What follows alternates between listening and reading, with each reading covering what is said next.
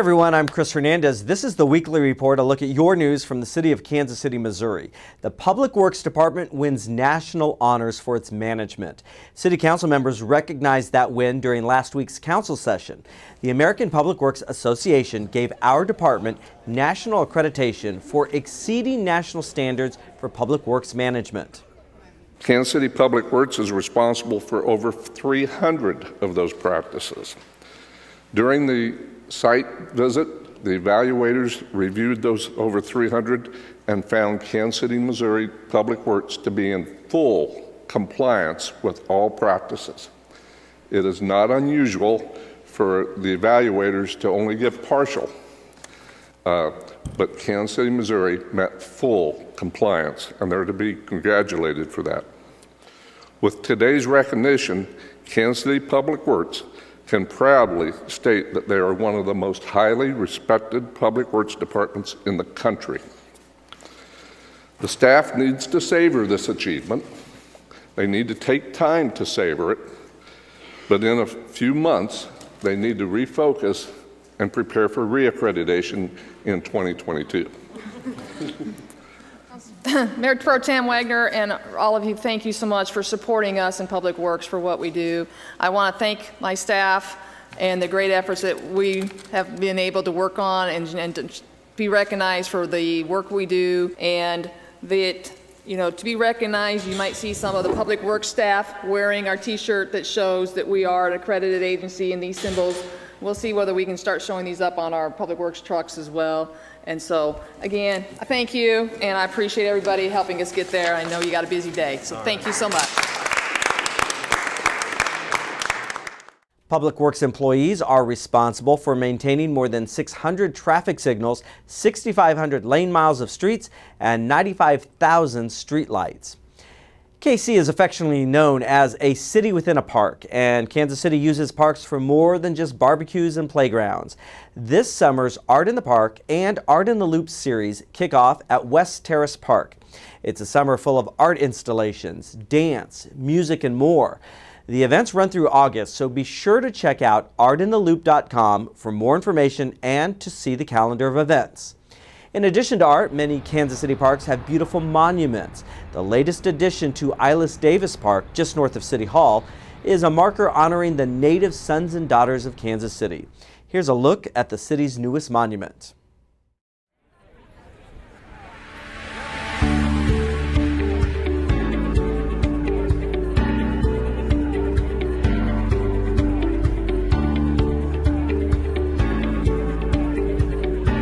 Monument not only recognizes the story of Kansas City, but the storytellers of Kansas City. We couldn't be happier to use a small part of this park to recognize some tremendous Kansas Cityans who have impacted this city since it was founded, and even before it was founded. The monument we dedicate here today tells the story of who we are, how we came to be, and the heritage we proudly claim as the heart of America. And I said, where do we go to honor these people? We don't have any place. I said, well, we're going to build a monument. It tells you the story, the entire story of how we did this and what's happening now and going into the future. This new crosswalk signal is called a HAWK signal for high-intensity activated crosswalk. Its innovative design keeps pedestrians safer and traffic moving smoothly. For pedestrians, it works just like any other signal. Hit the button, wait for the do not walk symbol to turn to a walk symbol, and then start walking.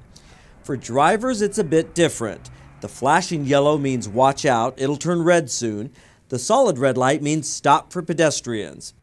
And when the red lights flash side to side, it's like a stop sign. Each driver should stop, but if the crosswalk is clear, you can then drive through. And if the signal has no lights on, you don't have to stop. Also, each new signal has voice commands to assist the visually impaired. Wait.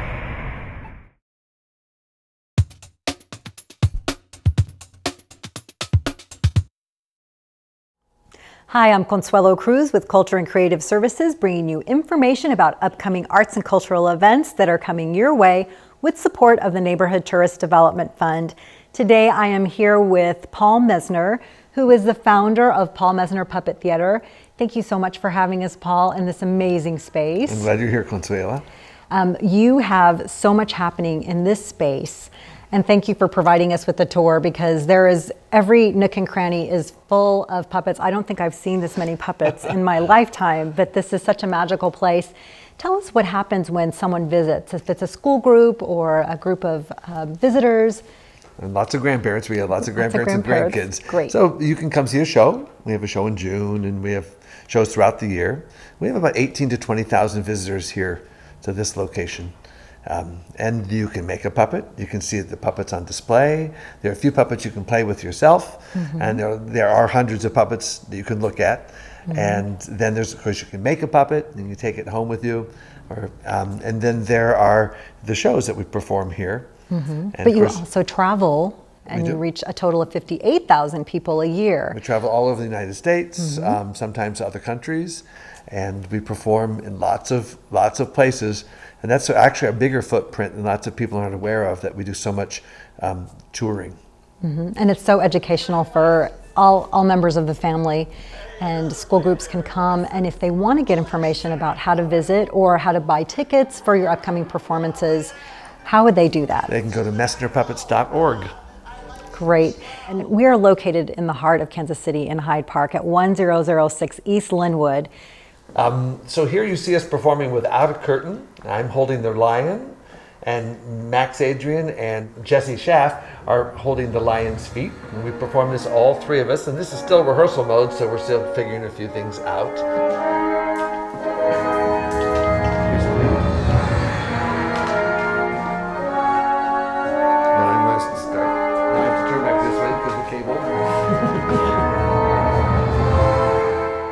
My corner has the mouse, and normally the audience only sees the puppets, but for you today we pulled the curtain down.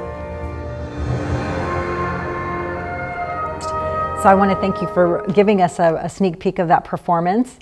And again, if anybody wants information about any aspect of your programming, all they would have to do is messnerpuppets.org. It's one S in Messner.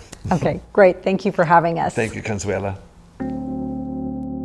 The Neighborhood Tourist Development Fund supports local nonprofits that bring cultural, social, educational, and recreational activities to our area.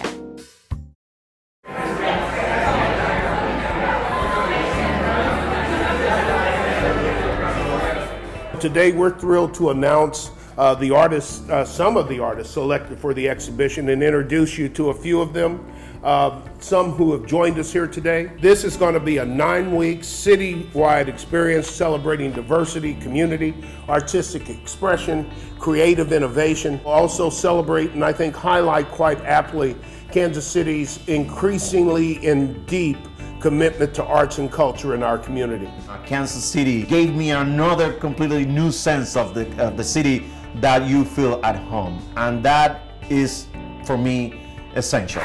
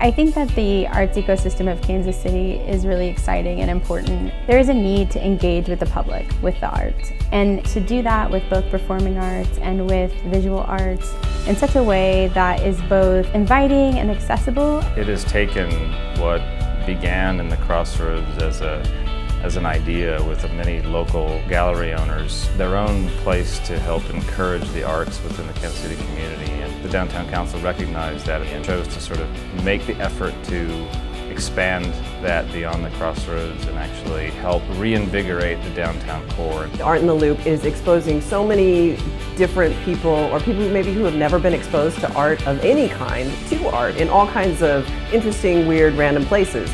Inside a library, outside on a street, in a streetcar, just so many unique places. It's really beautiful to watch people's faces when they came to pick up a book or they're rushing by because they're late and they stop because of this performance, this art that's going on where they didn't expect. Sometimes they're not always, I don't think they're always planned events that you plan to go to, but sometimes what's beautiful about Art in the Loop is that you forget that it's a planned event and then you happen upon it, and that's the beauty of being in the city.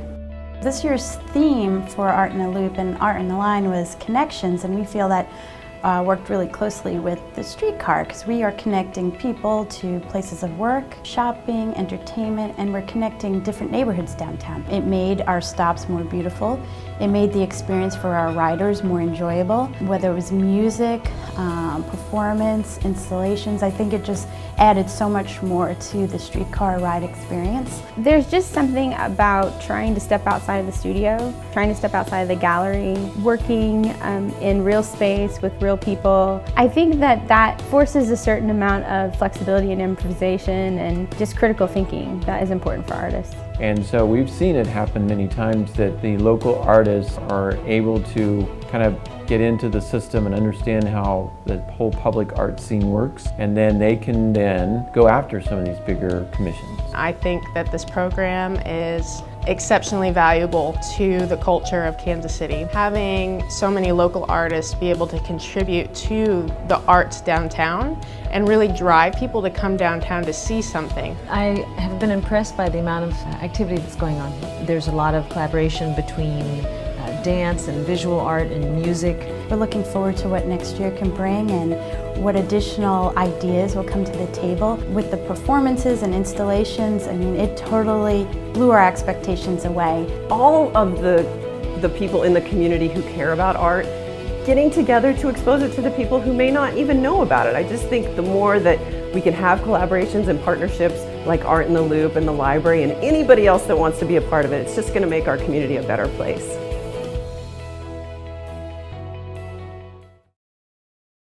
Repairs to the Buck O'Neill Bridge start May 19th. Northbound lanes remain open, but you'll need to take a detour to head south. Repairs to the bridge, along with an environmental study, will be completed during this partial closure. It's been a tremendous partnership with Missouri Department of Transportation, who reiterated their long-term commitment to making sure that this bridge is built. And without the vote of confidence by our residents, we wouldn't be in this position. So we're pleased to see 6 weeks after the election, you're going to have 6 months of inconvenience, but it's the first step in a multi-step process to build a brand new bridge that will handle our capacity issues, handle our traffic safety issues, and improve convenience for 44,000 vehicles a day, and that number continues to grow at a large rate. Southbound lanes of 169 across the Buck O'Neill Bridge will be closed and rerouted to southbound I-35 and the Kit Bond Bridge. Traffic from southbound 69 highway will be rerouted to Route 9 and the Heart of America Bridge. Southbound access to the downtown airport will remain available using a single lane of 169 to the Richards Road exit. Keep in mind that work on the bridge is expected to be completed by November of this year. Warmer weather means more charity, 5K runs, and other events. kcraceday.org can help keep you from running all over town for complete and current race info. The site provides information on 5Ks, marathons, and bike races for race participants, and it's also full of information for individuals and organizations that would like to organize events. You can even subscribe to its email list to stay up to date about events near you. So stop by and take a look at kcraceday.org. And that does it for this edition of the Weekly Report. To view this program again or other Channel 2 videos, just go to kcmo.gov/Channel 2. That page has a link to our YouTube channel and all of our great programs which you can view on demand. I'm Chris Hernandez. Be sure to check out our social media channels for the latest news, and we'll see you right here next week.